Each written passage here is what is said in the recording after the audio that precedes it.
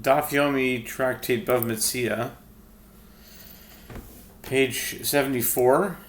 74 is Gematria Messiah, in English Gematria. Messiah. And English Gematria meaning A equals 1, B equals 2, C equals 3.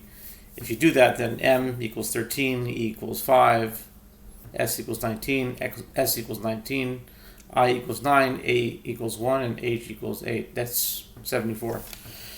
And that also, interesting, equals Gematria. So the Gematria of Gematria is Messiah, which I find fascinating. If you do G is 7, E is 5, M is 13, A is 1, T is 20, R is 18, I is 9, and A is 1, at 74 also.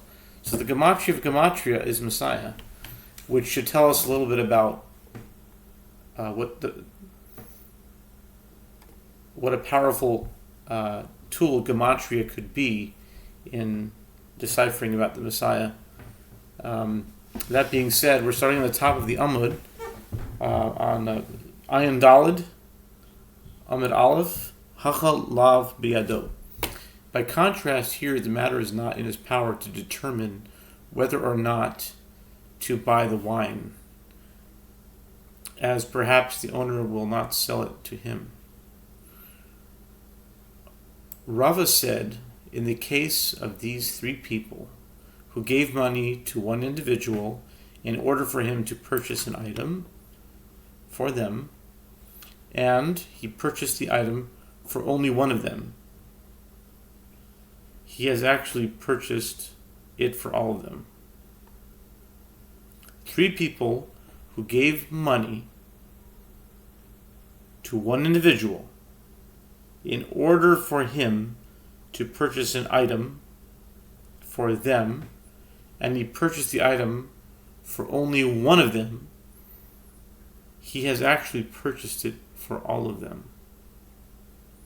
All three share ownership of that which was purchased, and the one for whom the item was purchased does not have any additional claim on the merchandise. And we said this ruling only when the agent did not wrap up and seal each person's money separately, but rather put all the money in one bundle. But if he wrapped up and sealed each person's money separately and spent the money of only one of them, he purchased the item for the one for whom he purchased it, and he did not purchase the item for those whom he did not purchase it.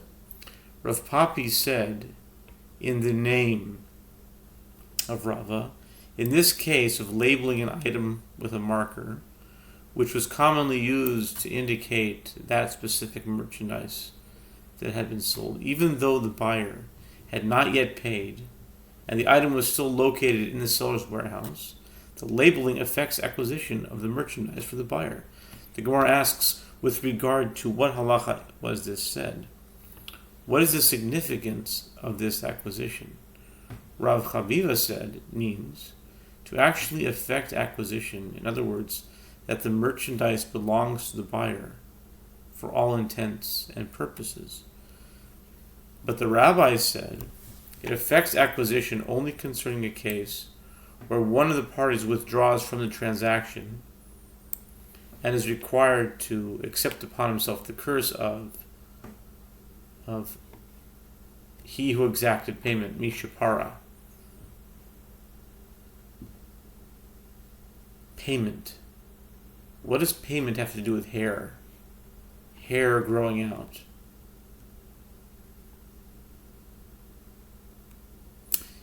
He who exacted payment from the people of the generation of the flood.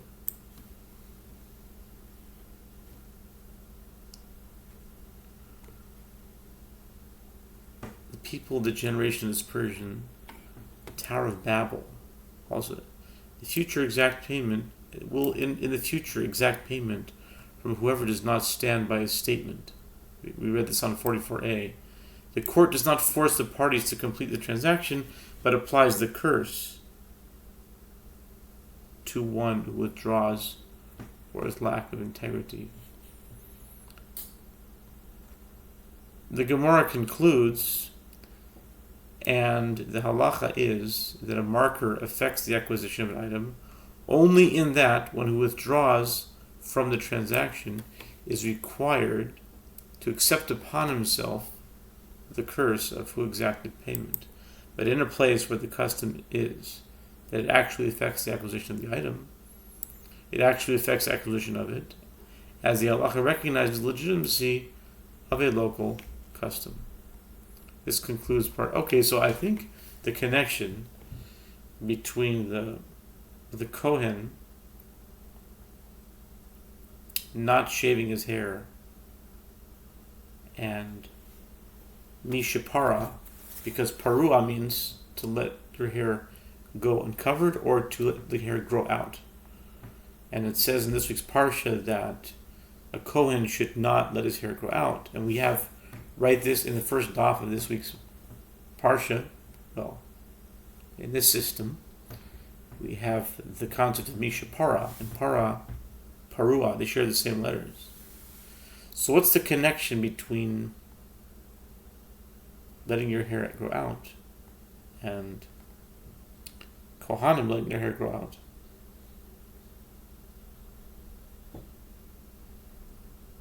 Well, letting hair is sa'ar, spelled shin, ayin resh, which is the same as Russia, which is a wicked person. So the connection could be that someone who does wickedness will be paid back. Sa'ar is connected in that sense, that letting the hair grow out, letting the hair grow out is... There's also a connection to Nazirus, of the holiness. There's a double aspect, because a Nazir has to let his hair grow out as well. And a Kohen is a Nazir as well, in a different way.